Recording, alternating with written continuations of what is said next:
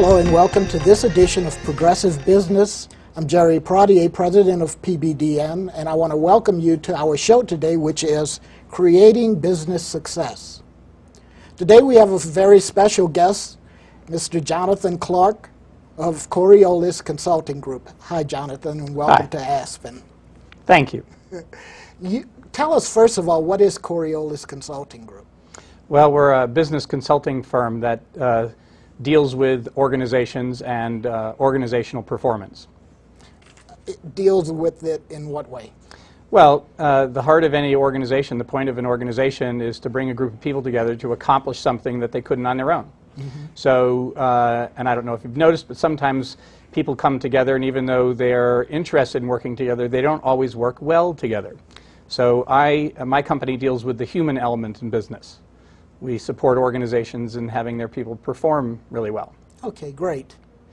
Tell us something about your background and how you came into this interest in helping businesses perform at its optimal. Well, I probably didn't come into this business the way a lot of people did. When I got out of the service in the early 70s, coming back from Vietnam, I wasn't sure what I was going to do, and I went to school and got an associate's degree in structural engineering, and upon graduating, took up a job as a tennis professional. Where was this?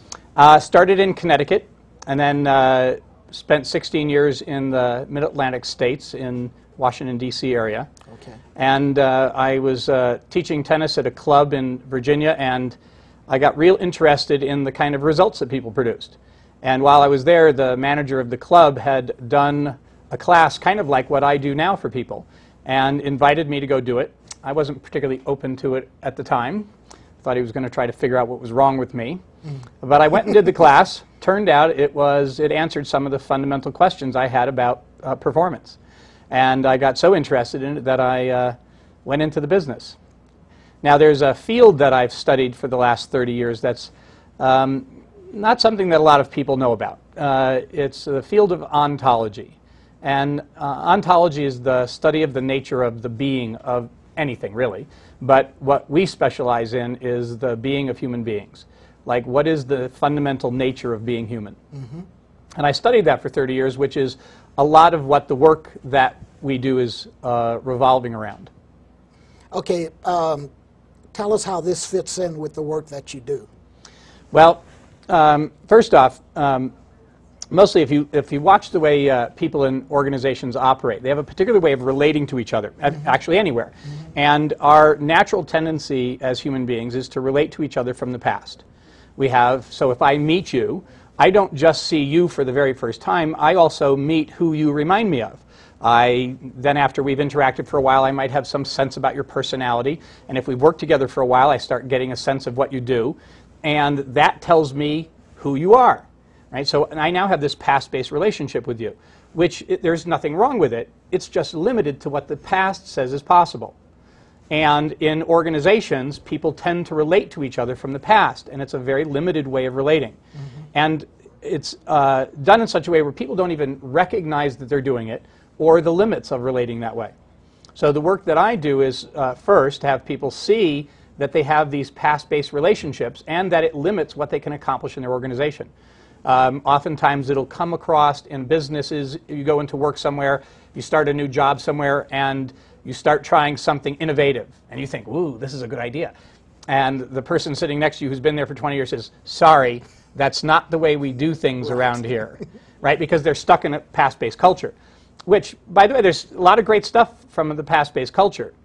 The problem is if we start trying to resolve today's issues with past-based thinking, we're almost certainly going to run into a roadblock, or at least get stopped or not be as effective as we could be. Okay. I think this is a great lead into our topic today about creating business success. Let me start off with this question. How, from the point of view of the business owner today, does he or she see the environment in which we're operating right now? Well, probably for a lot of them it's fear, right? There's this global conversation going on about the economy and how bad the economy is, and there's a good portion of the world that actually doesn't have much attention on that. You know, there's people who They weren't eating last week, they're not eating this week, and they're not eating next week. So they're not really that interested in the global economy. But for people in our culture, we are. And you know, I've had a lot of clients who are in the real estate business, and over the last year and a half, it's been difficult for the housing market and a lot of different businesses. And one of the things that I find my clients and other people being focused on is things that, for the most part, they can't even do anything about. Like they're worrying about what the jobless rate is, or they're worrying about what's happening in Europe, or, well, they can't do anything about that, and it takes their focus away from things that they actually can do something about. I'd actually even suggest that there's, you know, it's considered that we're in a recession. And I'd consider there's two recessions going on. There's the recession you read about in the newspapers, the thing about jobless rates and the stock market, et cetera. And then there's also the other recession, the one that's going on between your ears, the one that happens with a conversation with yourself. So you're saying we're helping to create this atmosphere in which we're living? Yes, yes. And if you know, I actually have a lot of friends who have cut back on reading the newspaper, watching the news, because when they get done watching it, they're miserable, they're depressed, they just, it isn't supporting them. Now, it's useful to be informed, but when you're inundated day in and day out with what's wrong and what's bad, well, that's bound to start wearing on you. And I find a lot of my clients waking up in the middle of the night, given that they're worried about what's coming. Most of the time, what they're worried on, they can't really do much about. So one of the things I'm working on with my clients is, well, what can they have their attention on that has them be successful in the current economy? Because whether we like it or not, the economy is the way the economy is. You can either spend a lot of time hoping it isn't this way or thinking it should be different, but right now this is the way it is. So given the current circumstances are the way they are, what can we do to be effective with it? Great.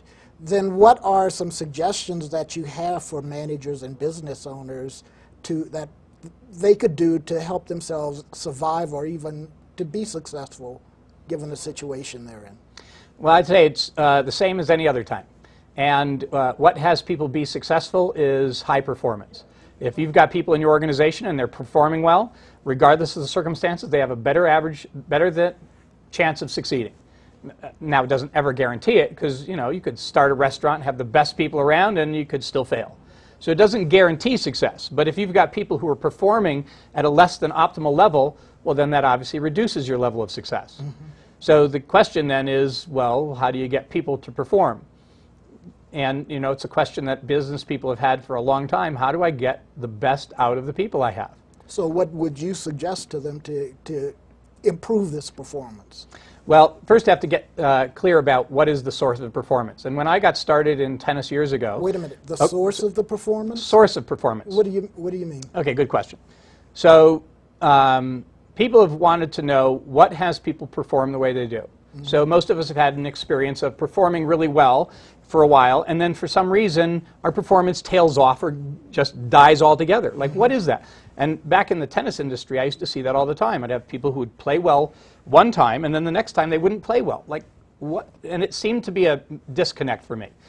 I always thought that what was the source of performance, what had people do the things they were doing, was what they knew. The practices they had, the plans they had, whatever motivated or motivations or desires they had. And I thought that was the source of their performance. And I discovered in this class I did back in the late 70s was that wasn't what was determining their performance. And there's actually a new book out that people can read which actually talks about the work that we do. And it's called The 3 Laws of Performance. And it deals with... Who's the author? Steve Zaffron and Dave Logan. Okay. Very bright guys. It's a fun book. And the title again is, in case we missed it. The three Laws of Performance.